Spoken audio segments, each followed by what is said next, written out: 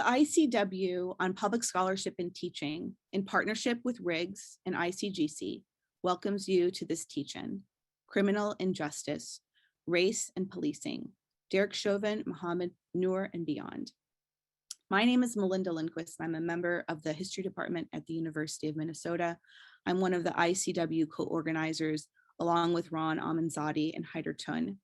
This is the first in a series of spring teach-ins that are co-sponsored by the Office of the President, the Office of the Provost, the College of Liberal Arts, the Graduate School, the Office for Public Engagement, and the Office for Equity and Diversity. We thank our generous sponsors for their support.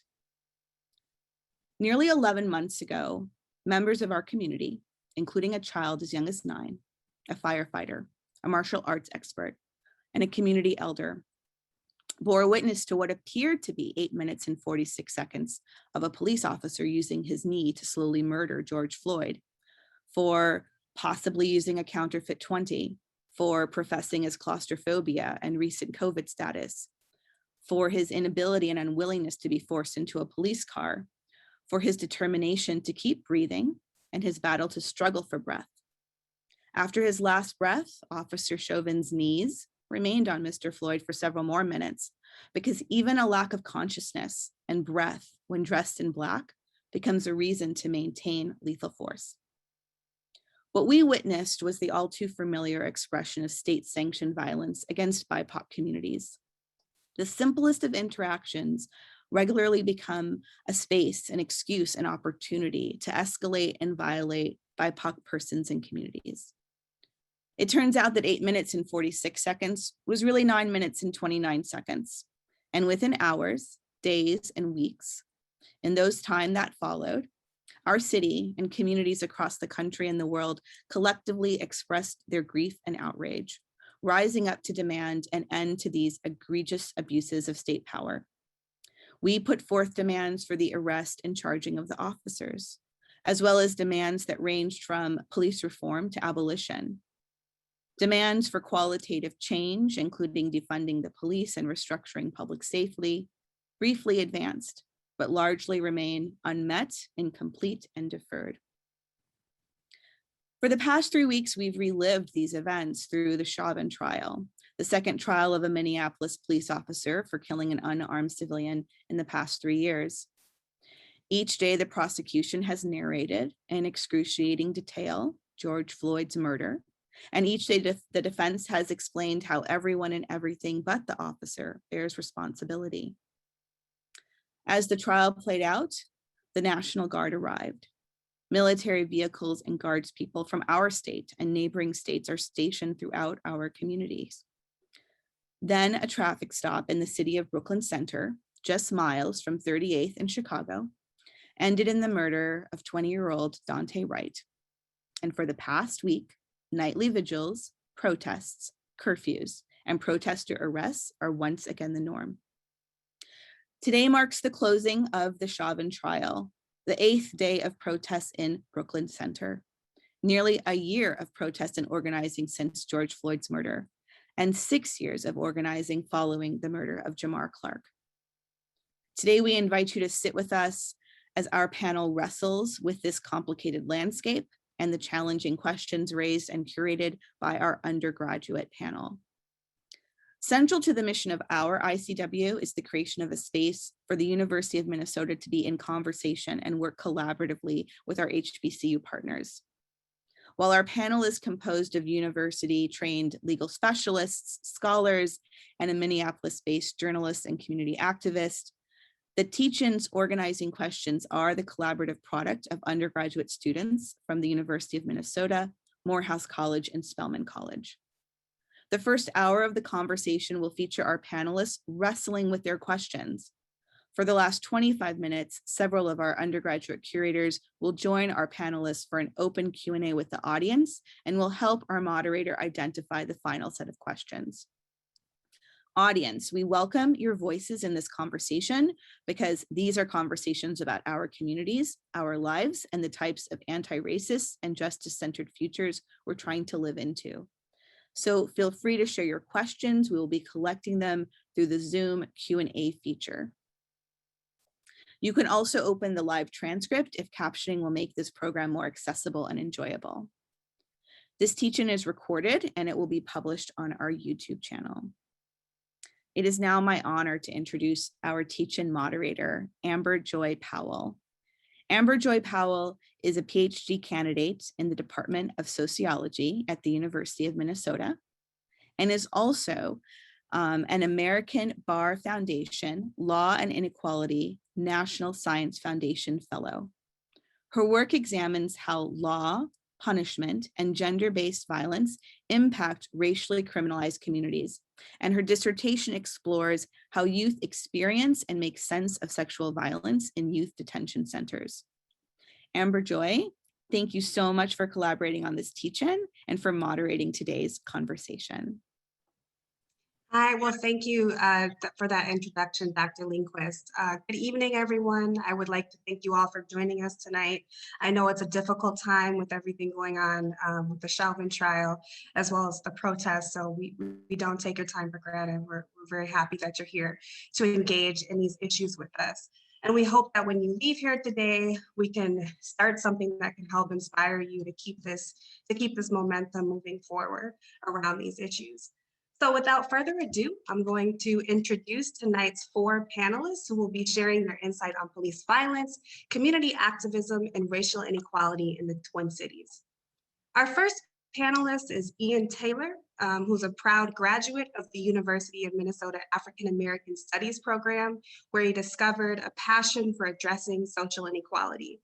Since then, he has attended the University of Minnesota Law School, serving as a leading editor for the Minnesota Journal of International Law and working on issues related to criminal and civil rights law.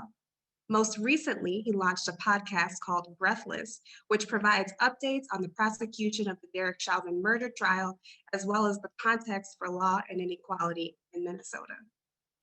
Our second panelist is Dr. Michelle Phelps, who is an associate professor in the Department of Sociology here at the University of Minnesota.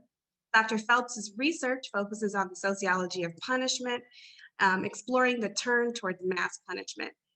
Since 2016, she has been studying community perceptions of police, anti-police violence activism, and police reform and transformation in Minneapolis. Our third panelist is Dr. Keith Mays, who is an associate professor in the Department of African American and African Studies at the University of Minnesota. He is an expert on African American history, primarily from the 1960s to the present. He has special expertise on social and political movements and current issues of race and perception. And finally, our fourth panelist, Sam Martinez, is a community organizer with the Twin Cities Coalition for Justice for Jamar, a community group dedicated to the fight for justice for those who have been harmed by police. Founded after the MPD's killing of Jamar Clark on November 15, 2015, the coalition has supported the families of victims of police violence and search for solutions. They organize peaceful demonstrations and support those who are fighting in courts and committees to get justice for their loved ones. So we thank you all for being here today and being able to answer some of these questions. So let's jump into the first question for the panelists. Many across the world right now are tuned into the Derek Chauvin trial, which is arguably one of the biggest trials of the 21st century. But regardless of the outcome, what is the significance of Derek Chauvin's trial? Do you all see this as a monumental event? And if so, how are you interpreting its historical, sociological, legal, and community significance? And we'll start with Dr. Mays on. Thanks a lot, Amber, for the question. I think the question is an important one. I think the answer to the question is both yes and no, such as answers can be both. I think it's yes, if you look at it in terms of its chronological occurrence and importance, insofar as it sort of puts into focus the murder of George Floyd and juxtaposes his murder alongside the other tragic events in our own state, like Jamar Clark and Philando Castile. And certainly we can look at most recent of times in other cities, whether it be Ferguson or New York or Baltimore, with Freddie Gray, Trayvon Martin, which really kicked off this new phase of the civil rights movement. And certainly you can go back even further, whether it's Rodney King and even further back, if you want to talk about the lynching of Emmett Till. So yes, the answer to that question is that the trial itself, in as much as trials can highlight the injustices that are meted against Black folks and the way in which Black bodies are mangled at the hands of ordinary white folks, mangled at the hands of police, whether it be from a gun or it be from their knees, and ordinary white folks, just white folks who do engage in a form of vigilante justice because they see it is their right to do so. But I also would answer the question and say a resounding no, because I don't think, and this is the cynic in me, and I'll take onus on this one, and this is partly personal. I don't see a whole lot of changes at the level of policy and practices that will rid police departments from this kind of behavior. I think white supremacy is omnipresent. I think it is ubiquitous. I think in many ways it is a necessary occurrence to keep white people in power. So far as white people need to dictate the lives of marginalized people, whether it be Black people, other people of color, that the policies and the practices that are inside all white institutions, all predominantly white institutions, police departments just being one of many, will need and always necessitate white folks' ability to escape uh, from justice, escape from culpability in their behaviors and their actions against those who are powerless. So yes, there's been a lot of money given to police training that the state, I think even after Philando Castile, I think there was $12 million that was given. So what has that resulted in? And we still keep seeing the same kinds of behavior. So the cynic in me is saying that I think that we will be right back here next year with another teaching that is tied to the murder of another Black and brown body. That's what history tells us.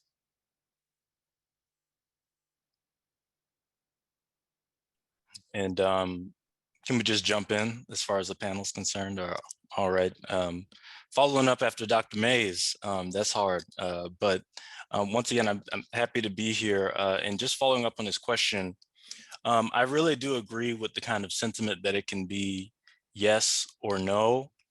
When I think about the significance of the state versus Chauvin, I kind of think about the life of the trial from like a procedural standpoint, and also how the attorneys are sort of forming their argument.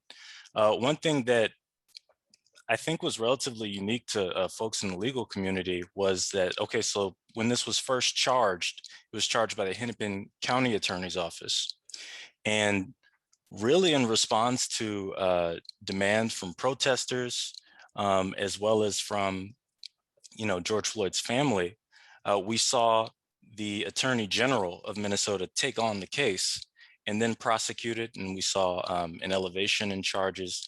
And so what's kind of unique there is, to me, was kind of that bridge between sort of folks in the community and these legal institutions and how they move and how they respond. That just kind of becoming stronger. I think that you almost saw a similar kind of bridge, if you will, with the Daunte Wright killing, in that,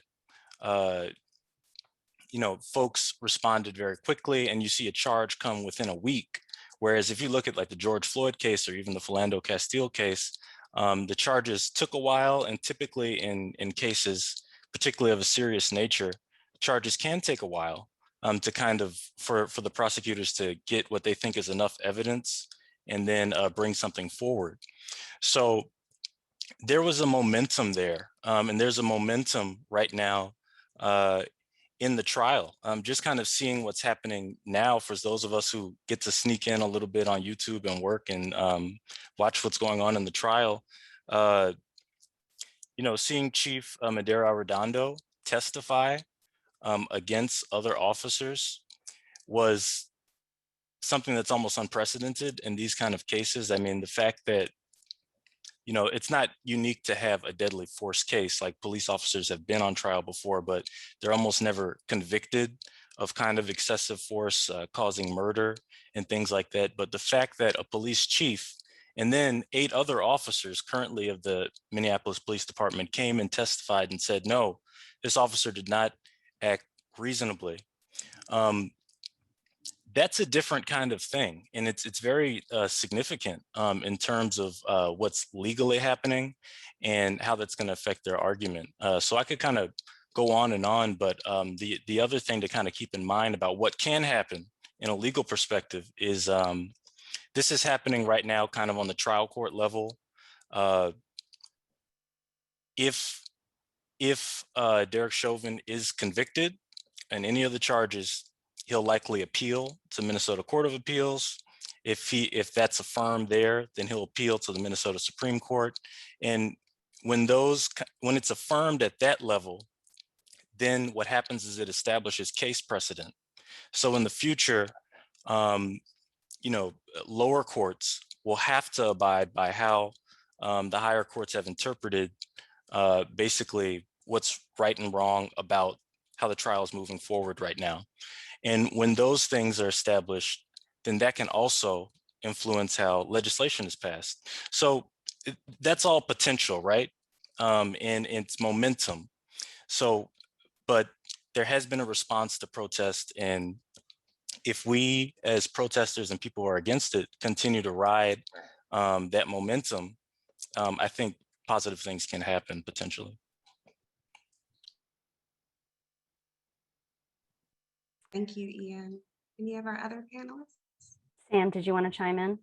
Yeah, I was just going to say, I'm really honored to be here, especially with such distinguished people. But I would also say yes and no, and I'm particular, Ian. I really appreciate your analysis of what's going on here. And at the same time, Keith, your analysis, like, one of the hardest things right now is like seeing this and knowing like there really hasn't been major police reform in Minnesota in the past year or two, or even 6 years we're looking at since the murder of Jamar Clark, and even before that. Nationally, yes, we've seen other police reform. Have they been as good as we want it to be? No, that's true. And right now, even here in Minnesota, we're being stalled by the political parties in power, whether it's Democrat or Republican, but, the Democrats have the majority of power here in Minnesota, and they're really the ones who are holding up police legislation currently. And that's a fact.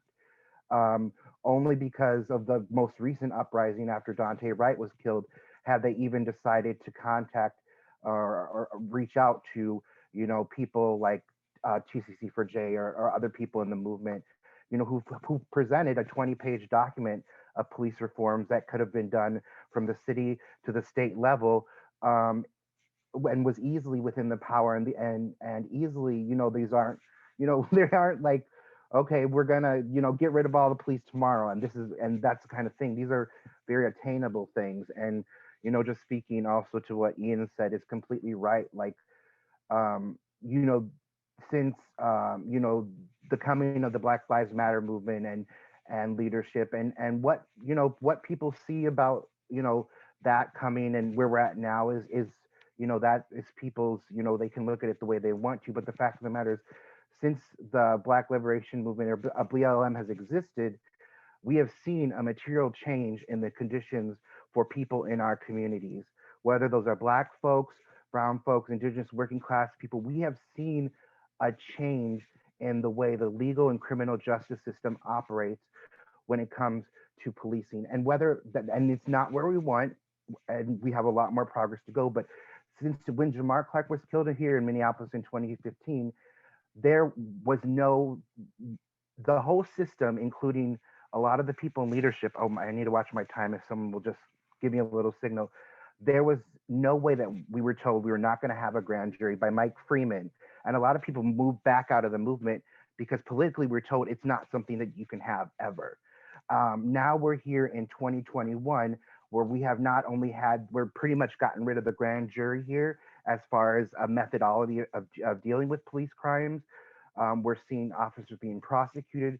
We're seeing officers being fired within days, which 6 years ago, like if you had said, are you going to see two major trials? We're having the first trial of a white officer for killing a black person here in Minnesota too. And we've made that progress by continually organizing and holding political pressure and coming up with, actual like legalities of we can do this set of legislation. So are we where we want to be? No. Is this trial really important? Yes. And I'm going to leave it at that. And I'll be really brief because I think my co-panelists have said most of what I wanted to say, which I would have absolutely agreed. The answer is yes and no. And the only thing, I would say that we have done police reform, but it's been these like tiny baby steps. Like we didn't stop this from happening, but we fired the officers quickly. And I think it's very easy to get kind of discouraged and cynical about that, and for good reason.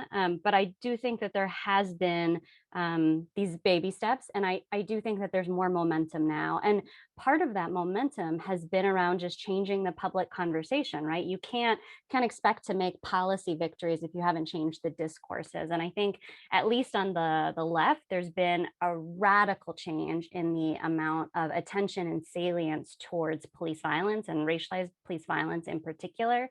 And the fact that there are so many white folks in the movement who are signing on to really radical changes in policing today, like I think a lot of that would have been hard to imagine sitting in 2014. That said, it is also true that, more conservative forces have grown radicalized too, right? And we can see that in attempts to criminalize protesters and the Blue Lives Matter pushback. And so it's, like with the, what we think of as the kind of classic civil rights movement period, I think there's movement in both directions and in complicated ways, and it's hard to see what's happening. And I think in the end, we'll get something very similar where we get some forms of justice and then new forms of repression, right? And the cycle will continue on. Thank you for all of your responses. I think you hit on some really important points. And really building off of that, in terms of what do you think like a conviction, or should we consider a conviction for Chauvin a victory? And if it's a victory, who is it a victory for? Is this justice for George Floyd if we obtain this conviction? And I think, Sam, you wanted to be one of the first people to speak to that, so I'll let you go. Yeah, I can start off with that. Like to ask, if we get a victory, is this justice for George Floyd? The most basic answer is no. Like nothing is going to bring back George Floyd. Nothing's going to bring back Jamar. Nothing's going to stop these families from the mental and emotional harm that's happened or that we'll have to deal with for so many years down the road. Does Chauvin being prosecuted and indicted, and then the question of jail time, that's another thing. Is it going to solve all these problems? No. Will maybe people get a little bit more relaxed and say, okay, we won that? Yes, people have a right to demand it. And quite honestly, I'm a little concerned of what will happen if he's not convicted. That's, I think, the bigger question on all of our minds, especially, again, the jail time. So, it's not the end all be all, but it does matter to, these families, to the community. We talk about this polarization, and the different things that have happened politically in the past couple of years. If people, a lot of people say they don't want to see that happening, or they're tired of the polarization. Well, then people need to be able to trust in their justice system that it does work. I'm a lot of people out here. You can just see the evidence, even though even today we were told, by the defense, don't mind all this evidence, repeating himself over and over again. It's almost that we are led to kind of make what doesn't make sense makes sense. So. The question I keep hearing this week is the Minneapolis Police Department or policing writ large on trial with Derek Chauvin? And again, I think in a complicated way, the answer is yes and no, right? In a very literal sense, it's not. In a very literal sense, he's on trial alone. And in fact, if you focus just on the trial, you'll see this massive mobilization from MPD to defend their institution, right? You can see this as kind of a redeeming of the department, right? An attempt to distance itself from Chauvin. And you can see the sort of cracks there in the state's arguments, even in the closing statement today, right? The prosecution was very clear, right? Policing is not on trial. Policing is a noble profession. This was not policing. This was criminal activity. And yet there's also a way in which, you know, the next words out of the prosecutor's mouth were also about why were the other officers showing up with a gun drawn immediately, right? And we could also ask, why was he an FTO, a field training officer, for many years? And we could also ask, why hadn't there been any justice for any of the misconduct before? We could also ask, you know, that use of force continuum that we kept seeing on the screen, right? Is that really just, right? And what do we expect law enforcement to do in terms of like when they can harm people and when they can't? So there's all of these ways that the trial has inadvertently put policing on trial, even as the prosecution attempts to distance itself. And ironically, it's the defense in this case trying to make the case that we usually hear associated with abolitionists, right? That this is all of policing, that this was exactly what he was trained to do. And, you know, he called in the sort of use of force specialist to try and back up that testimony, right? That this was perfectly legal force. But I do think the fact that it's prompted this public conversation about use of force, and I think the fact that it, you know, if we get a conviction, and I feel cautiously optimistic that we will get a conviction, at least on some of the lesser charges. I don't know about the most serious charge, but I would be surprised if he was acquitted on all of it. But if we do get a conviction, I do think that sends a message, right? That police don't have this blank slate for police violence. And I think that's an important message for the trial to send.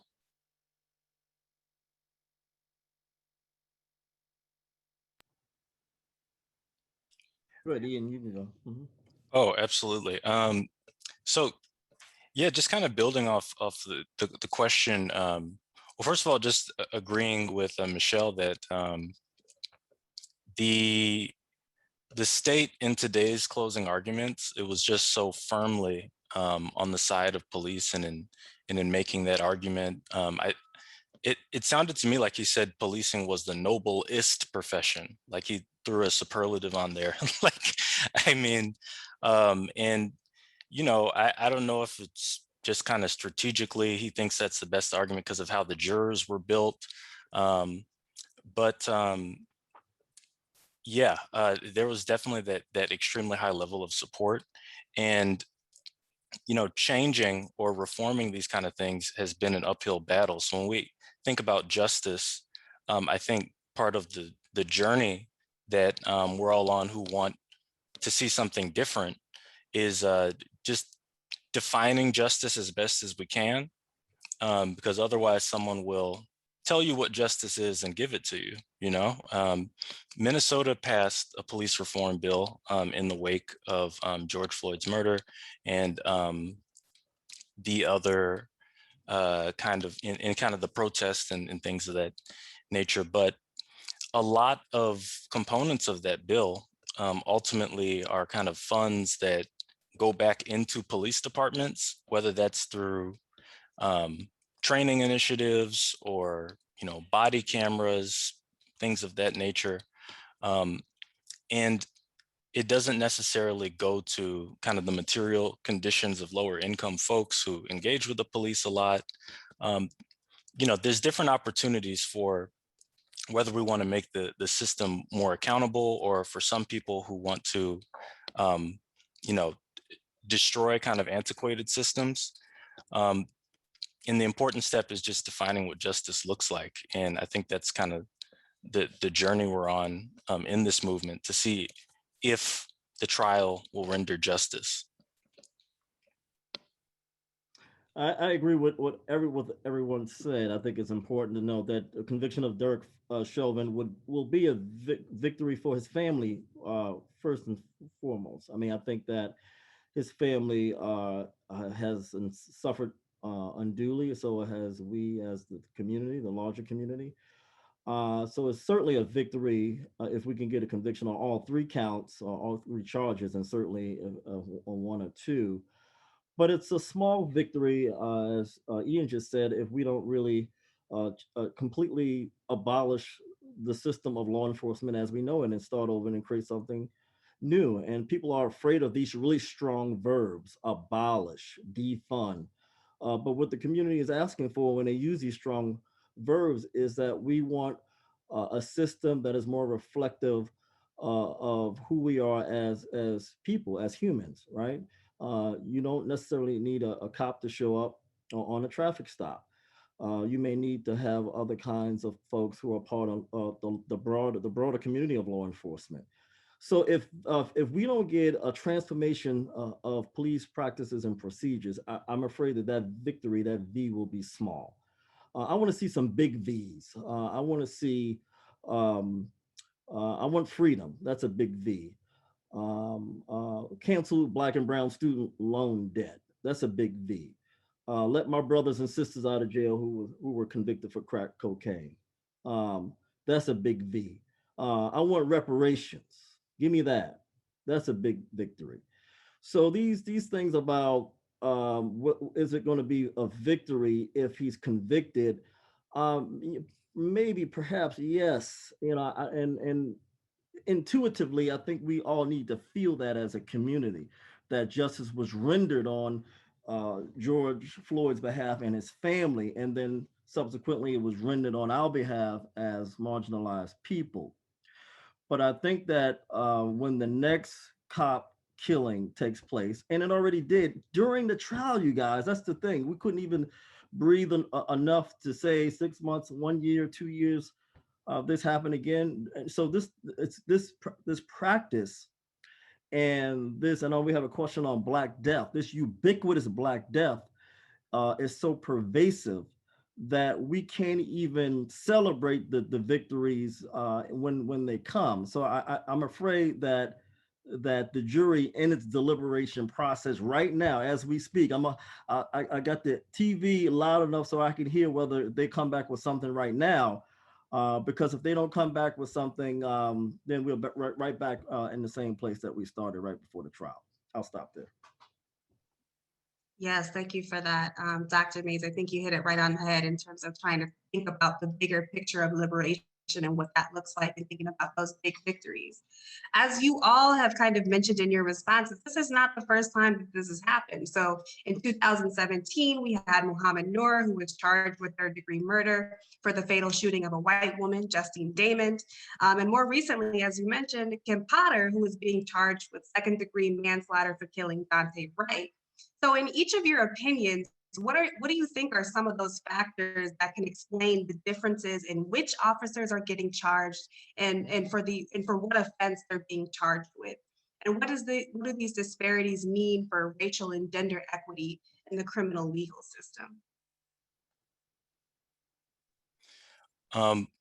I'll start with that one. And I would just say, like, I think that this question touches on something that's obviously really important, which is how perceptions of how, let's say, racialized men or Black men move through spaces versus how white women, move through spaces, and how we interpret those actions.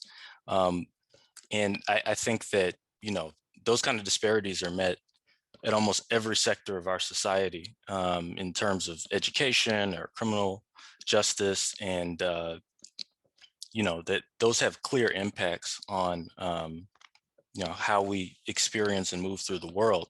I would say on this is a really interesting question, because if you look at kind of the legal elements of each of these charges, and I'll be as kind of brief as I can in this situation, but so you have a murder 3 charge, right? 3rd-degree murder for former officer Noor, and then you have 2nd-degree manslaughter for Potter.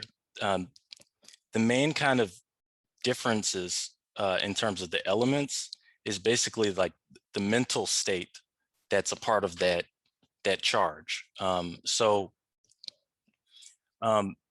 You know, for the third-degree murder, the mental state that you really need to have is like a depraved mind. And when I'm saying mental state, every kind of criminal offense, like in Minnesota statutes, it's going to have an action, a mental state, and concurrence, like a mix of the action and the mental state that make it a crime.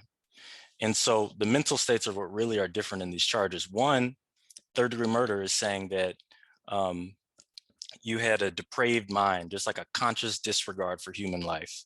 And then in manslaughter 2, you're really saying you have culpable negligence.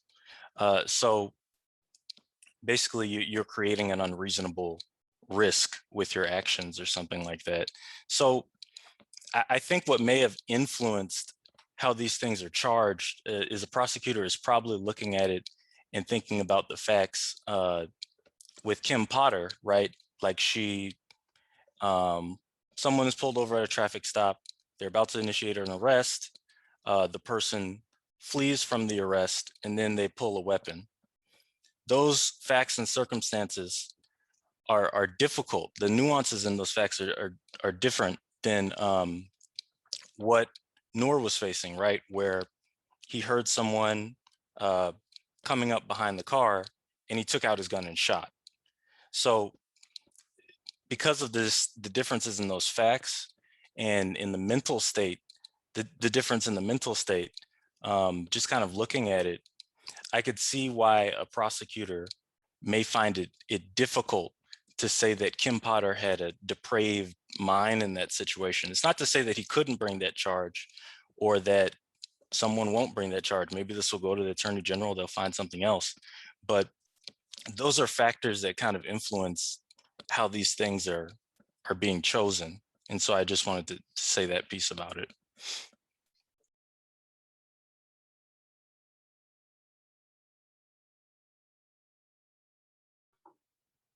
Any other panelists want to speak to that question? Yeah, I can speak to it real quick. I had wrote in a Washington Post op-ed last year. I said white justice is a form of white entitlement. White injustice is a form of white entitlement. When white people are the victims of deadly violence, the expected outcome is the arrest and conviction of the perpetrator, despite the complexity of the legal case. When Black people are the victims of deadly violence by police, the expected outcome is a hope in things seldom seen and experienced in the legal system, especially the arrest, prosecution, conviction, and sentencing of police officers. We just don't see it, right? This is the first time that we've seen it. Black people rarely procure the latter two, even if they're lucky enough to receive the former two. And I was talking about this in the context of Floyd, Noor, and Castile. And I said, while Officer Yanez was an officer of color, the benefit of his acquittal still accrued to white people because he represented state-sanctioned power, which has a white face. Noor's sentence is a victory for white America too, because he had to pay for the sin of mistakenly killing a white woman. It doesn't matter what side folks are on. So a black person can be the victim of a police act, and that black person can be the officer charged, right? So in the case of Floyd, let's hope this is not the case, but it's been the case for so many people who experience death. The black person doesn't get justice. Flip it to the other side, you have a black police officer in Mohamed Noor who mistakenly killed a white woman, and they was able to convict this man. So it doesn't matter what side black and white folk are on, justice seems to always follow white bodies, and injustice always seems to follow black and brown ones. And we got to keep that in mind. Hopefully this week that changes.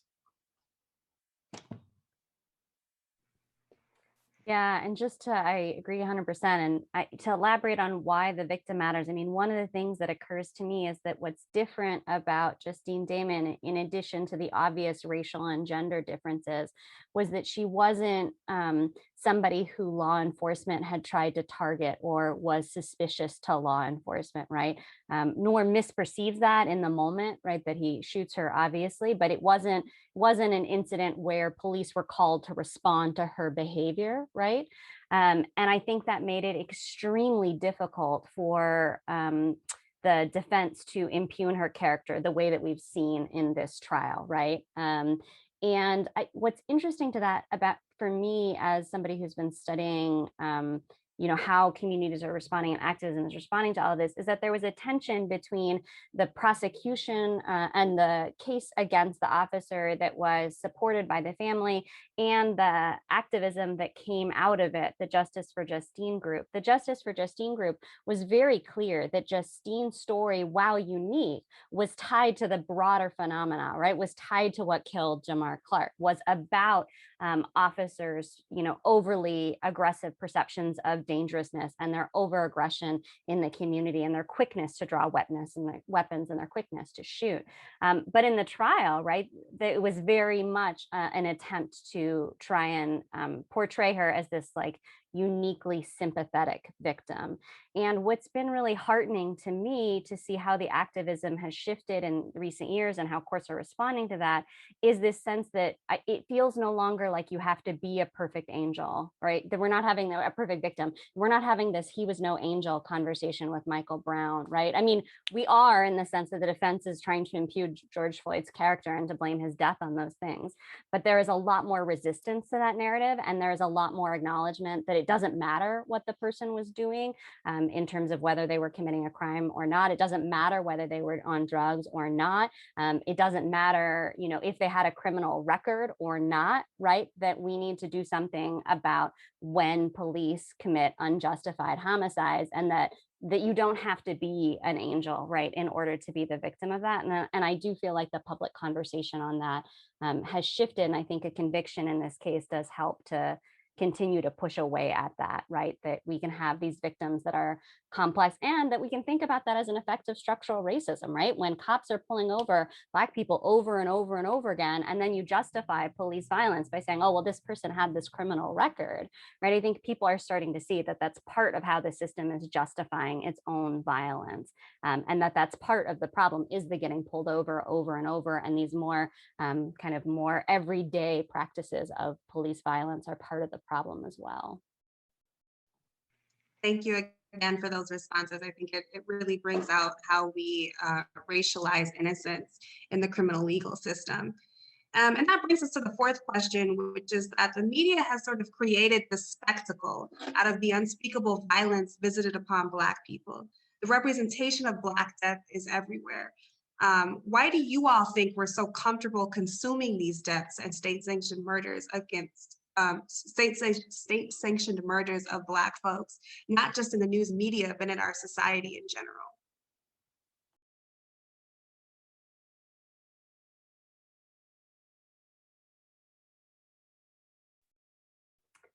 I mean, my first response to this question is that the depiction of Black suffering is complicated, right? Because if we, Keith started us with this like beautiful historic trajectory, right? Do we take it all the way back to Emmett Till? If we take it all the way back to Emmett Till, like part of what sparks that movement is these images of his brutalized body. Like from the beginning of this Black resistance effort, images of violence against Black bodies have been part of the struggle, right? Have been part of how activists have mobilized that suffering to make the public bear witness to it, right? And to kind of show the unequal treatment of people in our country through this violence on bodies. And we can say the same thing about images of white vigilante violence throughout the eras, of images of police violence, including at protests through the eras, et cetera.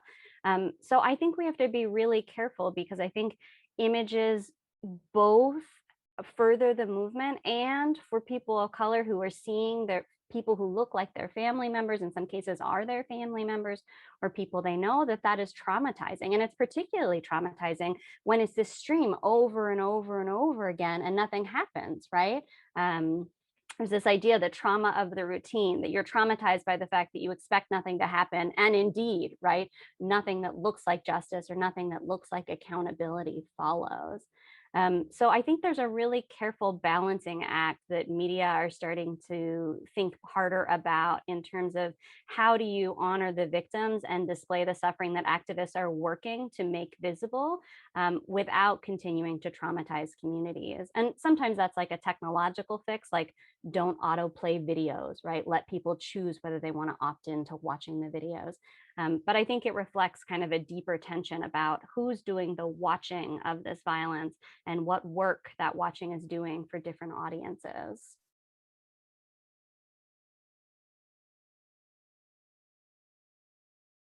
It seems we're in a moment where we need to become more sophisticated media consumers. You know, like we have to, I guess, show more discretion in what we consume and what we think is good, because totally agreeing with Michelle, it is complicated, right? Like you, on one hand, historically it has helped galvanize movements, and on the other hand, it can actually serve to kind of traumatize people, and some people can use it for profit, right? I mean, you know, there's this, when these murders kind of happen, it can benefit people's careers. You know, people can create legal careers, political careers, journalistic careers. Like, I mean, there's so many things that come out of this death. You know, I'm not sure who's comfortable with it, you know, in terms of like the questions, like, why are we comfortable with it? But it definitely seems like there's a higher like threshold for violence done to Black folks versus maybe other kinds of people, in terms of just seeing it, whether that's in entertaining content versus educational content. So I think it's difficult to think about how you can, you know, reverse that trajectory or kind of rein it in more. I mean, media is so democratized now, which is also helping accelerate these movements, right? Like being able to record what happens to folks in police aggression. But ultimately, we can decide what we consume as best as possible, you know, and that's what we have to do, and also speak out on it. I mean, from kind of a pop culture perspective, right? Like I see people who critique certain TV shows or films and talk about how, like, they use the term like degradation porn or whatever, you know, like it's something that serves really to more traumatize viewers than to kind of uplift or be inquisitive about how something is affecting people. So I think that we're kind of at that moment and at that tension there. Sam, you want to go? I was gonna say that since we live in a racially polarized world of us against them, us being white people, them, those people of color. I said I sketched out when I was looking at the questions I wrote down. My immediate reaction was, well, Black death is the lifeblood of white life. Black death is the context for white life. There cannot be white life without Black death. And what I was trying to say or think as I was just sketching some answers to the questions, it seems like one is predicated on the other because of the society we live in. If we lived in a different kind of society, then I don't think that would be the case. But in order for us to live and thrive as white people, not only do we marginalize others, but we will kill you if we have to. If we think that somehow it's going to impede our advancement as far as the group that's in power. I also wrote down, said Black death is merchandisable, as you guys just said. As with lynchings, we saw how lynchings were marketed in the way that they were. Black death is explainable in the ways you want to describe and depict people as being problematic in the country, right? Black people are problematic, and so they are deserving of the treatment that is accorded to them. not only police treatment, but treatment in educational institutions, treatment in incarceration spaces, wherever you may find them. And that treatment can also lead to a kind of death. Orlando Patterson talked about social death, physical death being one, social death being the other. Afro-pessimists are really good at talking about this. But I think that in many ways, I see the two as being welded together, Black death and white life.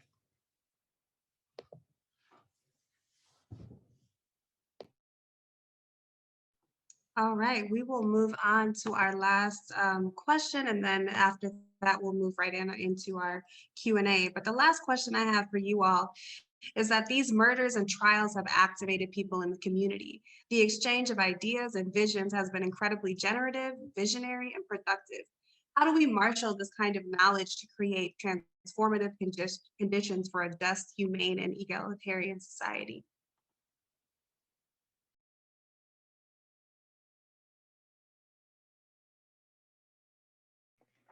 I guess I could start off with that question. Yeah.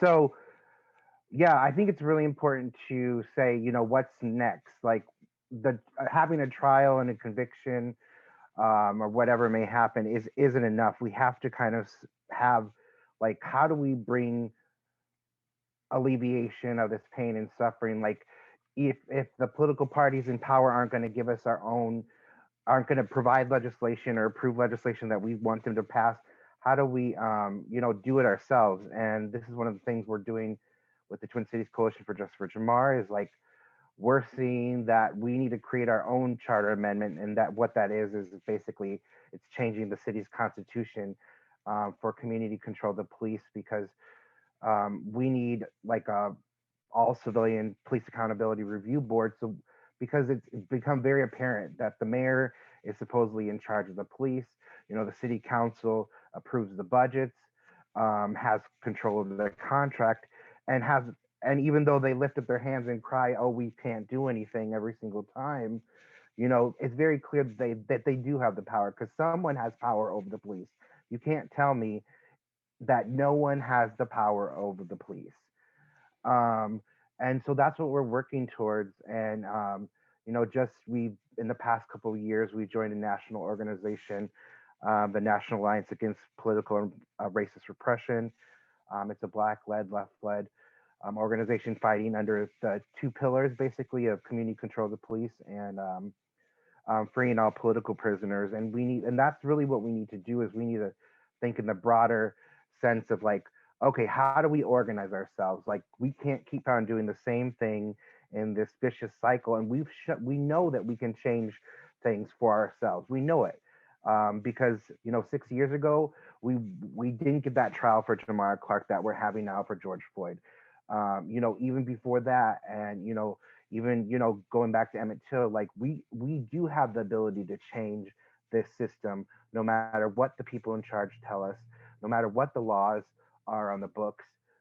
We know that we can change it, and that kind of gives us strength, so I'll stop there.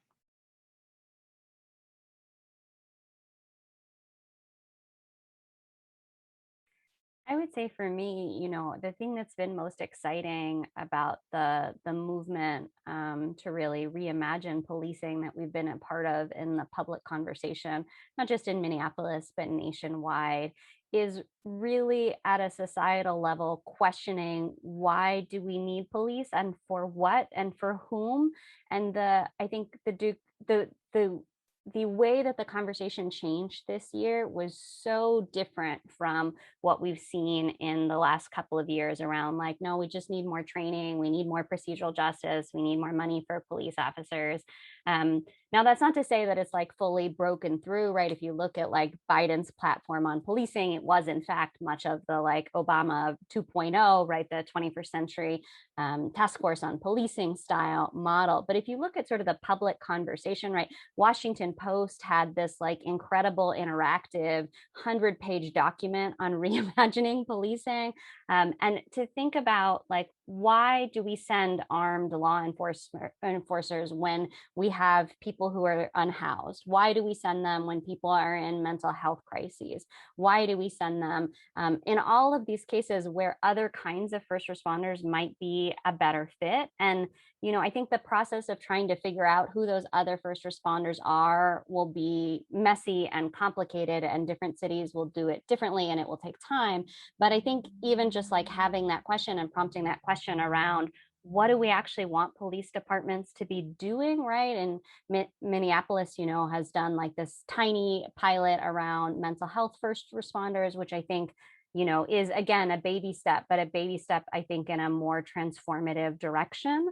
And I think there's more of an acknowledgement of these sort of what used to be called the root causes approach, right? That a lot of the problems that prompt police intervention in the first place, right?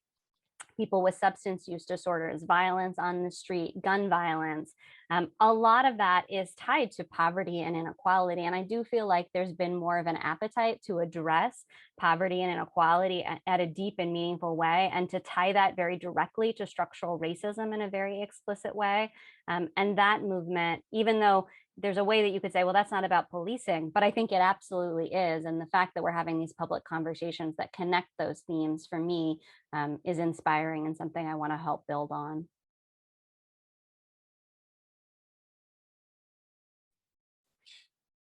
Absolutely. And I would also say what I think personally, or how I've approached it. First of all, there's over 350 people in this event right now who are listening to the panel, asking questions, probably sharing it with their family. And I feel like that's an amazing first step.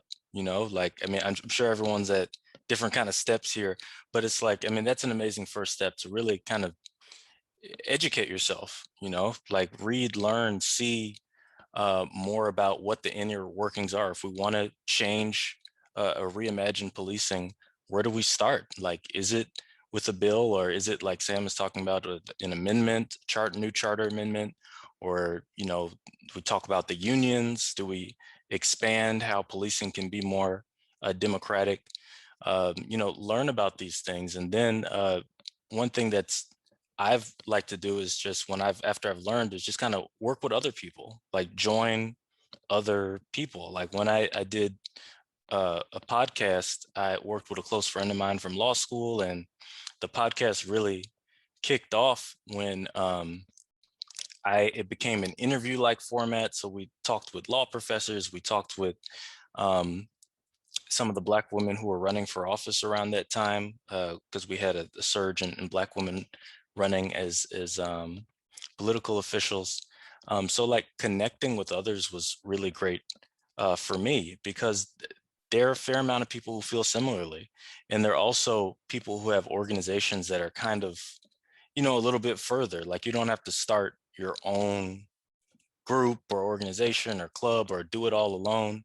There are other people who are doing things. And when I've learned about that and been able to see other opportunities, that's really excited me. And the other thing is, after educating myself and connecting with others, is just kind of persisting, because sometimes it's been difficult for me to find organizations that fit the best kind of mix for everything I want to align myself with. And sometimes even when you're with a group that's doing good work, you hit a rut, or, conflicts are natural in human engagement and things like that. But, it's a marathon. It's not a sprint in terms of doing this kind of work. So, I'm excited to see the amount of people who are interested in this conversation. And I think that they can marshal it to the next step by joining others and persisting. I'll just briefly add that I'm just appreciative of the work that Sam has done, and I think that's important, as well as Ian and Michelle too. The only thing I can say is that I teach movements, and I understand the power of movements and the importance of movements. Really is what makes the change. I always tell folks that lawmakers never roll out of bed and make change. They got to be forced to, and they're forced to by people on the ground. But I've also been intrigued. I've been reading this proposal coming out of Ithaca, New York.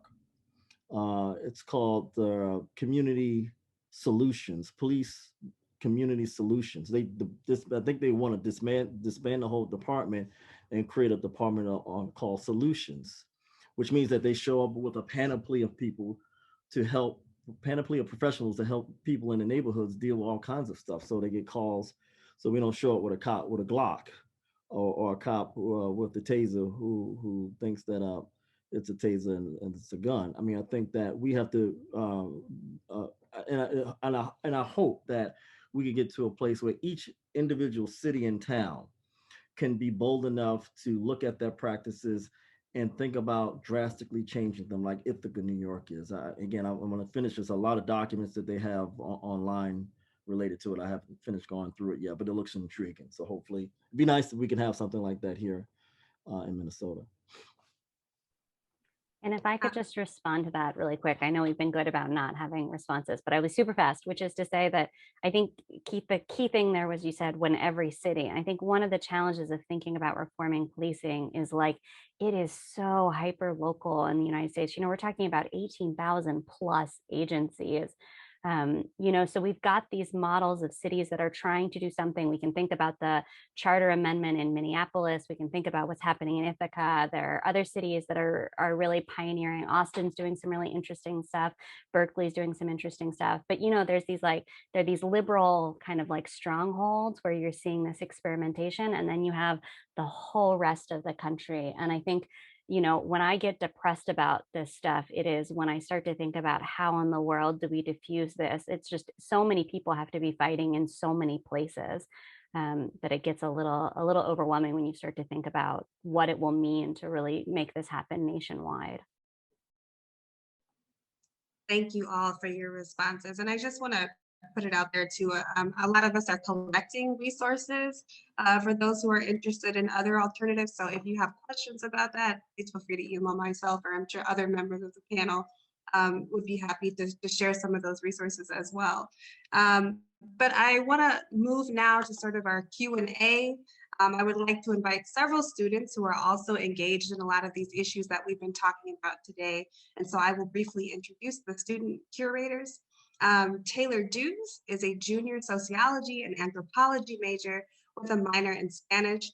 She serves as the first president of Spelman's collegiate chapter of the National Action Network, or NAN, and is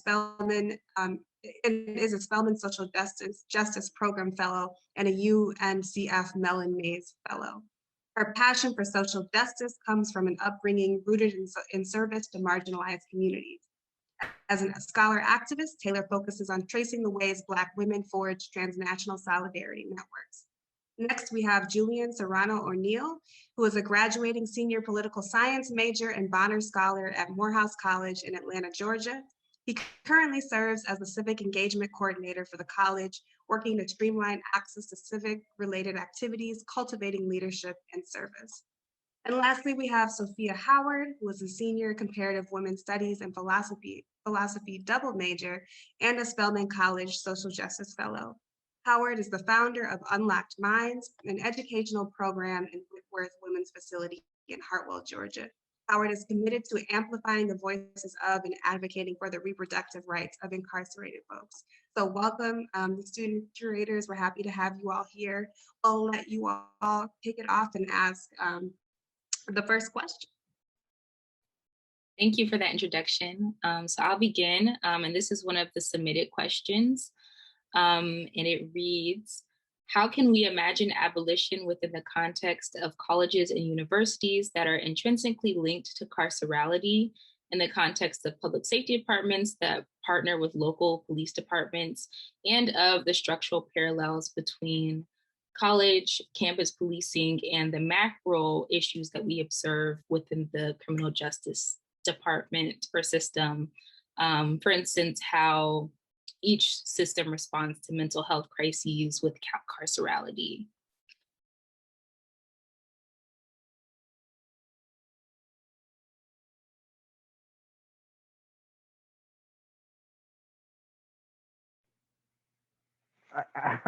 I'm not a student, but I do know some of the stuff that's going on like locally here with students. Although I'm not an expert, I will say that it's been a while since I've been in college. So yeah, Locally here at the University of Minnesota, I know that there's a couple student groups that are kind of like coming together and have kind of actually been working over the past couple of years, you know, kind of looking at like, well, what does policing look like for us on campus? And I'm going to kind of talk a lot localized because that's what I know. But you know, they're looking at how do we like not have the the University of Minnesota Police like come to these calls? How do we get them to stop going to, because they do a lot of the university locally here has a lot of their like they have a separate police force and they do like community calls as well. And for example, they're on the front lines in Brooklyn Center right now. Some of the University of Minnesota police are. So it's like really disturbing. And it's like student monies and everything. So they're looking at that from that perspective. They're kind of going, you know, there's a lot of different groups. And so people are kind of looking at, you know, what does community control of the police look for the University of Minnesota students? And, you know, it's going to be like we're talking about these localized kind of solutions, and it is going to be like that. But like the best thing, you know, I can recommend, and I'm seeing, you know, there has been success in is you know, creating a coalition of united student groups together, and not everybody has to have the same idea or have to see it the same way. But when you start organizing on your campus and you like start making, you know, you make real impact on the, you know, administration, and honestly hit them where the money's at. I used to be a student organizer way back when, before I even knew what organizing was, and that's what we were successful doing, is like we got them in the pocketbook when they tried to dismantle our multicultural student services, because we were paying for them. And you know, use things that aren't as you know, that are, you know, the sit-ins. Y'all got this. Y'all know way better than I do because it's been a while. So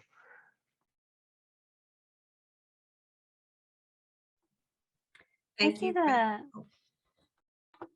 sorry, go ahead, Michelle. Sorry. I see the conversations about campus policing as very parallel to the conversations happening in activist spaces about how to think about city police. And I think some of the same tensions emerge around like what everybody sort of agrees, or activist groups on the left agree, sort of broadly speaking, on the problems, but there's a lot of conversation about how and what might look great, but like there's a lot of conversation about how do we take a step towards that, right? And so even among folks who identify as abolitionists, there's different ideas about like what the path that gets there is. And so just like we've seen, you know, in Minneapolis, these conversations around like, should we be fighting to dismantle MPD, or should we be fighting for community control, or both, and how would they work together? We're seeing a similar thing on campus where there's a conversation around, should we be pushing to disarm MPD? Should we be working to disband, I'm sorry, UMPD. I'm so used to saying MPD. Or should we be working for community control of UMPD? And, you know, right now, like almost all big universities like the University of Minnesota have their own private police forces. And what's interesting about that history is a lot of them actually emerged out of the protest policing in the 1960s as a way to sort of protect students from municipal police. But what we've seen is that campus police forces radically professionalized and took as their model municipal policing and municipal police trainings and standards, and to some degree militarized like their city counterparts, although not as to a great degree. And a lot of that was driven by shootings and mass shootings in particular, both in society and on campus, right? And this panic that we needed law enforcement with guns to potentially respond to armed shooters at any moment.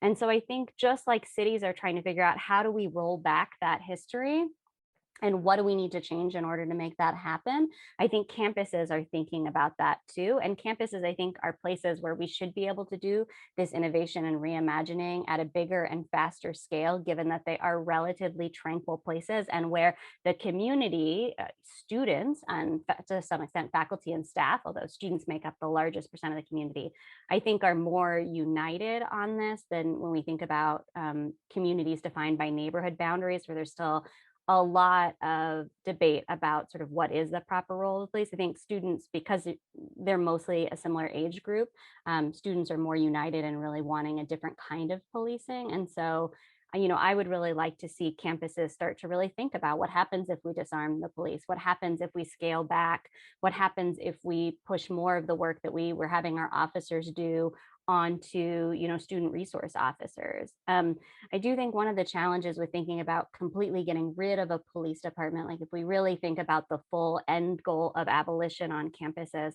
I do think one of the challenges of that is that if we still have policing as we know it in the cities, the response will then be just calling in city police, particularly in these community locations where it's campus housing, but it's in the city.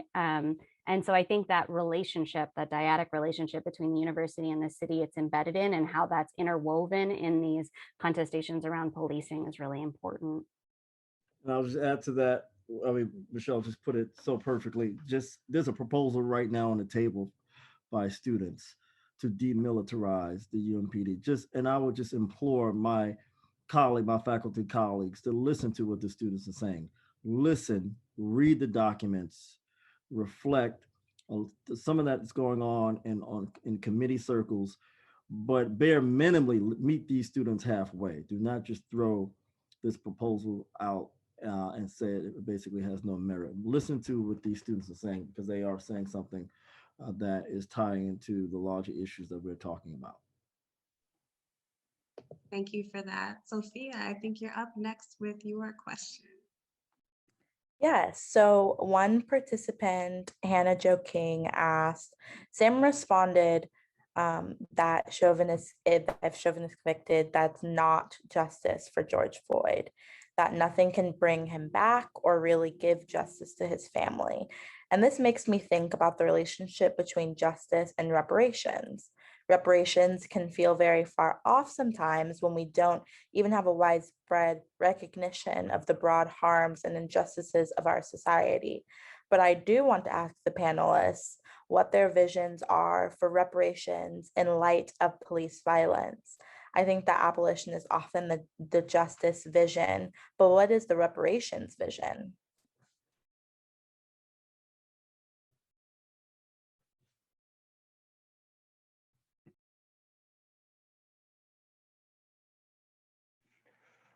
So maybe I'll jump in because nobody else is. But as a non-Black person, I think well, first of all, TCC for J is completely in support of reparations, but we take it from the standpoint that Black folks in particular have to decide what that vision looks like.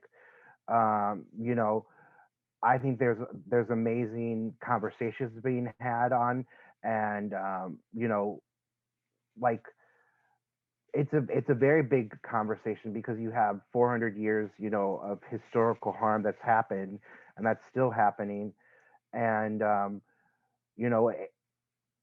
what do real reparations look like? Well, we need to start looking at some things are happening locally and across the country where, local governments are actually starting to push that forward. Like, what does that look like for people in our community and supporting those? Honestly, I'm a big fan of wealth redistribution. I know people have different ideas on that, but that it's very real. In the movement, some people kind of brought up, this so-called looting or whatever you may call it, and wherever you stand on that,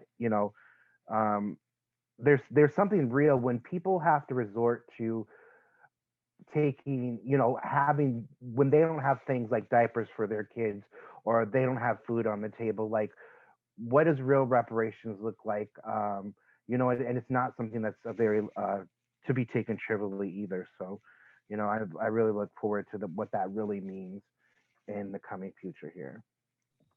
I would say we have to do a long cost accounting of all the ways that Black and brown people have been discriminated against and done wrong. You're gonna have to add it up and from areas like housing, education, forced labor, unpaid labor, violent deaths. You just name it, on and on and on. And I don't think there's enough money in the U.S. Treasury if it's going to be monetary to pay Black folks back. But we have to start.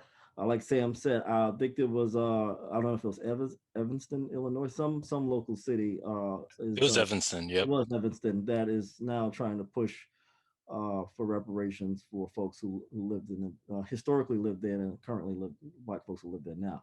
But I think so I think people are embracing the idea of reparations, but I don't want Black folks to get stiffed. I mean, because I don't think that in many ways there's enough money to pay it. So we have to figure out what that means over the course of generations. You're not going to pay it to this generation and think that you're done paying.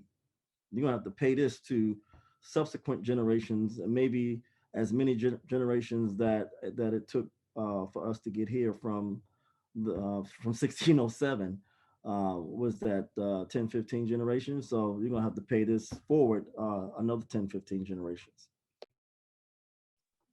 Yeah, I think it's a multi-generational project for sure. And reparations is, if we're talking about reparations for like Black Americans or the American descendants of enslaved Africans, that is a bigger pool than sort of the injustices that have happened from police. But just on the point that Keith, I'm sorry, I always want to call him Professor, but Keith, that Keith brought up about Evanston passing it. We want to get those who are in favor of reparations, or like the Black community who's defining it, as soon as possible, define as much as possible and really control the narrative about it, because otherwise someone will, like the justice question, define what reparations is and change it for you, right? Because I think that, a big counter argument is going to be like, well, there's civil rights settlements that these families are getting because of the harms done by police that are in the millions.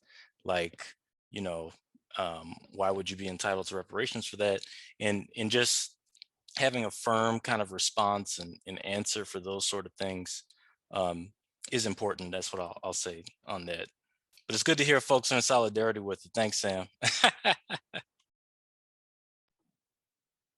All right, Julian, you're up next for your question. Absolutely, thank you. So this is a submitted question. As we think about the intersection between adult and youth power, what do intergenerational movements and organizing look like? As well as what does it look like to be engaged in individual activism as it pertains to upending systems of oppression?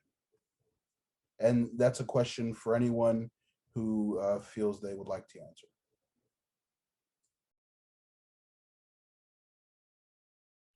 Is that question, I feel like I need to read that too. I mean, after you had just stated it, I don't know if it's listed somewhere or if it could be added. It just came up in the chat. Oh, perfect.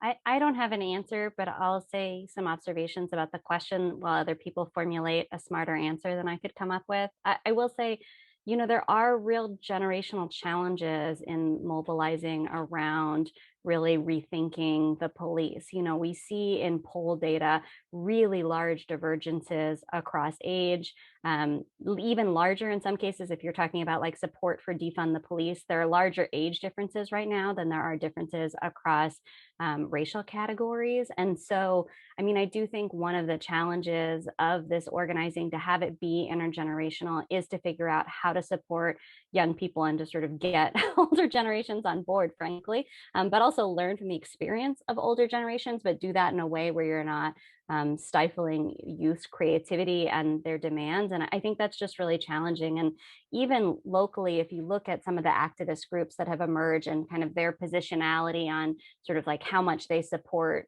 Chief Arredondo, for example, versus arguing for abolition, you can see like even micro-generational cohorts, like every 5 years, there's sort of a jump in sort of people's positionality on these questions. And I think for an older generation, the goal has really been to get police to treat Black people fairly. And that remains the goal for many, rather than like, let's really rethink what we do with police in society, how many of them we have, what we assign them to, how we control and regulate them. And so I think, there are real challenges and benefits, obviously, but there are real challenges in that cross-generational solidarity, because people think about the police both as an expression of state violence, but also as an expression of state protection, right? And being included in the body politic, and that complicates the organizing.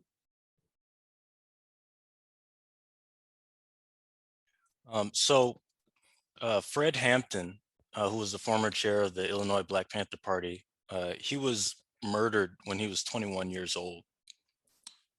And so he was a state leader who had a national reputation. The president of the United States knew about him. The FBI was investigating him. You know, youth have a lot of power. So I would say about the relationship, you know, I really was so excited about this panel for the opportunity for you all to come and join us on the panel. And I view this as a conversation. I don't think that you all are like kind of seeing me as a lecturer or something like that, because I'm excited to see the ways in which you are imagining leadership and you want to engage. If I had like kind of two reflections on that answer, I would say to really appreciate your power as a youth, like really believe in what you bring to the table and what your imagination can do for making a better world, but recognize the wisdom of your elders. There's so many mistakes you don't have to make when you find someone who you can trust, who's been there before, or who's willing to support you. So we can't ignore them as we move forward. That's always been beneficial for me, but like appreciate your power and just recognize the wisdom of elders. I think that's a good way to balance things. I concur. I mean, I think those points are really valid. Young people set the terms of the current debate. They in many ways have the most courage to step out there and put their bodies on the line. But you got some old heads who've done the same thing. And I just, when you guys were talking, I was thinking about someone like a Bayard Rustin and A. Philip Randolph and Ella Baker alongside John Lewis, you know, a young John Lewis, young Cortland Cox, or young Stokely, and that intergenerational combination, that collective, was important for the success of the civil rights movement. And today it's the same thing. You got you know, young people out there in BLM and other organizations, and you got I don't know, Al Sharpton, who's still trying to do his thing and is playing a key role out there still in the movement. So, but it's the young people that really drives the current movement. And without young people, we would not be here where we are today. That certainly is true after Trayvon Martin's death in 2012, 2013. They revitalized what was an ongoing civil rights struggle, but they took it to another level. And of course, that was true in the 60s when SNCC emerged after the student sit-ins. So. Right, thank you for that. Well, we are nearing our time. We only have about 3 or 4 minutes left. Before we end, I just want to give the panelists the time to just look through the Q&A really quick. If there is a question on there that we haven't gotten to yet that one of you could speak to, feel free to do that in the next 3 or 4 minutes that we have together. So whoever wants to go first.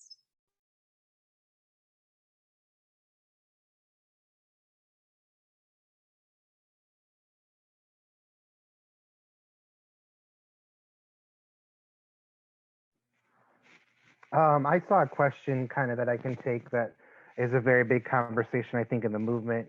And that's, you know, this idea of exhaustion and kind of thinking that we have to do everything, that we want to do everything because there is so much work to be done. And, you know, it's something we struggle with, you know, want to say that, you know, we have our own personal journeys about what we do. We got to make money. We got to keep a roof over our head.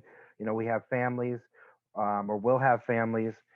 You know, and just not trying to let that question sometimes get in our way so much, but also not at the same time, you know, overextending yourself. You got to have that downtime. It's so, like, that's what's so great about the movement is, especially right now, is that there's so many people coming forward, especially young folks.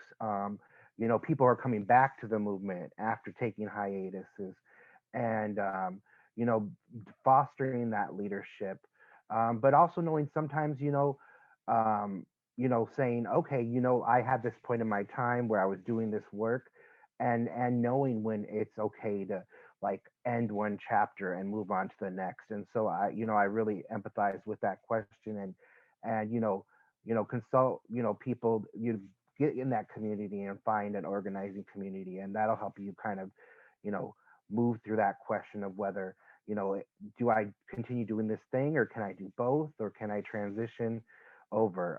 But you know, sometimes we just feel so pressured, but there's room to, you know, move forward and move back. So just really, you know, keep on, but the point is keep on moving either way. So And I think the same is true for academics. There was a question as somebody who says, as a person of color in an academic career, I'm finding it nearly impossible to show up in all of these roles and do all of this work. And with the caveat that I'm a white person and not a person of color, so maybe not the best person to answer this question, but as somebody who cares very much about these issues, you know, I think Sam's answer about how you balance it as an activist is exactly the same as how you balance it as an academic, right? That you got to pick projects that you find meaningful, that you have to figure out how to do it in solidarity with others, that you have to figure out what piece of it you're going to focus on and not try to do all of it. And then you have to take time off and time out to be with your family, to be with your friends, to refresh yourself, that you can't go at all on all levels all of the time. And I really think about our teaching and our research as activism too, right? I don't think that there's this false dichotomy between you're out on the streets, or you're in the classroom, or you're, you know, testifying in front of a legislature, or you're writing an op-ed, or you're doing a teach-in, right? Like I think all of those are lanes that are good and important, and find the ones that are rewarding to you and that you find joy and meaning in, you know, and focus on that. Yeah, I agree with that wholeheartedly. I think we need to replicate and replace the scholars who are doing the thought work and merge it with the activists. And sometimes you have the same person in one body. You got scholar activists, and you have folks who are just activists and students. But again, I think everybody on this screen right now is playing the role that they need to play, that critical role. And I think that burnout is something that it can be visited upon any one of us at any time, and it does constantly. And I think we've all felt what it means to really be emotionally drained, and really to be weighed down by the issues. But we got to keep moving. We got to keep pressing. I got to teach that next class. I got to write that next book. Graduate students who are in graduate school, they got to write their dissertation and get out so they can put their thoughts and words on paper so we can read it and be enlightened. And we have to have the lawyers take up their share of civil rights cases, and so they can play the role that they're going to play out inside the courtroom, outside of the courtroom. The activists, we got to support them and join with them as they do this critical work. So we all are doing the Lord's work, and the Lord's work is justice. And so we definitely don't want to peel it apart and bifurcate all this work in various ways. So we have to see it as one and the same. But I think what we could do more is to sort of come into spaces like this, not only to share our thoughts, but certainly to maybe just kind of debrief and catch our breaths and talk to one another for sure. Well, that wraps up our time today, everyone. I just want to thank you all for attending today. Again, I know it's difficult, but we appreciate you coming here to engage with us. I want to thank all of our panelists, Ian Taylor, Michelle Phelps, Keith Hayes, Sam Martinez, and our student curators, Taylor Dews, Sophia Howard, and Julian O'Neill. It's a pleasure to be on the panel with you all, and I hope everyone could walk away with something that they find inspiring. So with that, we will leave you all. Thank you.